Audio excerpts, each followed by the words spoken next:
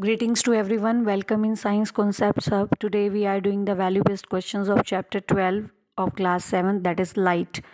So before starting the video, I just want to say that if you like the channel, please like, share and subscribe because it increases our motivation. So let's start the reading the paragraph. First of all, it was celebration time for Menons as their son had become a full-fledged and registered dentist. ये mannans के लिए बहुत ज़्यादा celebration का time था कि उनमें उनका बेटा जो था वो एक बहुत अच्छा रजिस्टर्ड डेंटिस्ट बन गया था। The father advised his son to always maintain the same level of empathy, sincerity and dedication towards all his patients respective of their financial और द सोशल स्टेटस। फादर ने अपने बेटे को एडवाइस किया कि उसे हमेशा मेंटेन करने के रखना चाहिए same level of empathy. Empathy मतलब अपनी खुद को दूसरे की जगह रख के देखना, सिंसियरिटी और डेडिकेशन, समर्पित भाव से उसको काम करना चाहिए टुवर्ड्स ऑल हिज पेशेंट, अपने सभी पेशेंट्स की तरफ, इरिस्पेक्टिव ऑफ देयर फाइनेंशियल और सोशल स्टेटस, बजाय उसके पैसों का फाइनेंशियल स्टेटस देखे बिना और उसका सोशल स्टेटस देखे बिना सबके प्रति इक्वली एम्पथी शो करनी चाहिए, सिंसियरिटी से और डेडिकेशन से काम करना चाहिए। Yes brother said his younger sister, तो जो उसकी सिस्टर है वो भी कहती है हाँ भाई, उसकी सिस्टर ने कहा हाँ भाई ऐसा होना ही चाहिए। You must behave like the spherical mirror, तुम्हें स्फेरिकल मिरर की तरह बनना चाहिए। That you would often use, जिसको आप यूज़ भी करेंगे कहाँ पे, डेंटिस्ट्री में। It reflects light to any whosoever is being examined, ये उसको लाइट रिफ्लेक्ट करता है, जो भी उसकी तरफ देखता है उसको लाइट रिफ्लेक्ट करता है।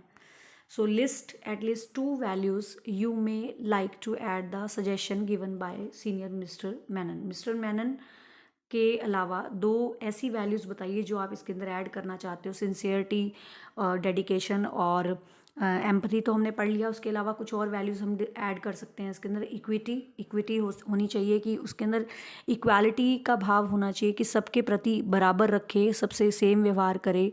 सिंपथी हो सकती है, कुछ पुअर पीपल हैं जिनके प्रति उनको सिंपथी होनी चाहिए कि उसकी वो हेल्प कर सके, ठीक है। हेल्पिंग नेचर हो सकता है, यहाँ पे हेल्पिंग भी हम ऐड कर सकते हैं। देयर शुड बी हेल्पिंग, कि वो दूसरों की मदद करे इससे रिलेटेड, कि अगर कोई ज़रूरतमंद है तो he should help that person. And scientific attitude, उसे अपना वैज्ञानिक दृष्टिकोण रखना चाहिए, उसकी अपनी नॉलेज को अपडेट करना चाहिए time to time according to the requirement. He should have the scientific attitude. So these values can be added to this.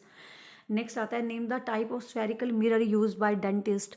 Dentist कौन सा स्फेरिकल मिरर यूज़ करते हैं? Draw an appropriate ray diagram in support of your answer. तो कौन सा dentist use कर सकते हैं spherical mirror? They use the concave mirror. Concave mirror का यूज़ करते हैं डेंटिस्ट्री के अंदर। लेट्स ड्रॉ द रे डायग्राम। इसमें हम रे डायग्राम हम यहाँ ड्रॉ कर सकते हैं। Suppose this is the concave mirror, ये हम कनकेव मिरर ले लेते हैं, ठीक है। ये हमारे पास आ गया कनकेव मिरर, क्लियर।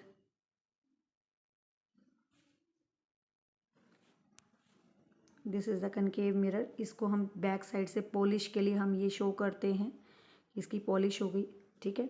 सेंटर में से इसमें से एक लाइन पास करती है, this line is called as principal axis.